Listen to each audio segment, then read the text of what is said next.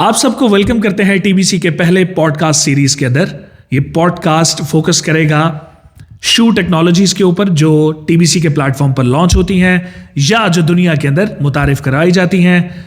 और ये podcast focus करेगा आपके प्रॉब्लम्स को, उनके सॉल्यूशंस को, आपके इश्यूज को और उनके सॉल्यूशंस को। कुछ आप दिल की बातें कीजिएगा, कुछ मैं आपसे दिल की बातें करूंगा।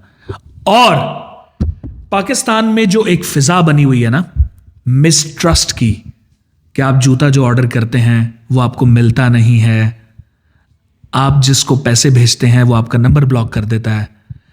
हम कोशिश करेंगे कि उस ब्रिज को क्लोज किया जाए और एक ट्रस्ट की फिजा पूरे पाकिस्तान के अंदर डेवलप की जाए। ये इनिशिएटिव था जो टीबीसी के प्लेटफॉर्म से लिया जाना बहुत ज़रूरी था। So we have taken the initiative by starting this podcast. इसमें हम कोशिश करेंगे कि वक्त के साथ साथ कुछ मेहमानों को बुलाएं, कुछ गपशप करें उनके साथ, कुछ दिल का हाल सुनें उनका और कुछ आपको अपना हाल सुनाएं।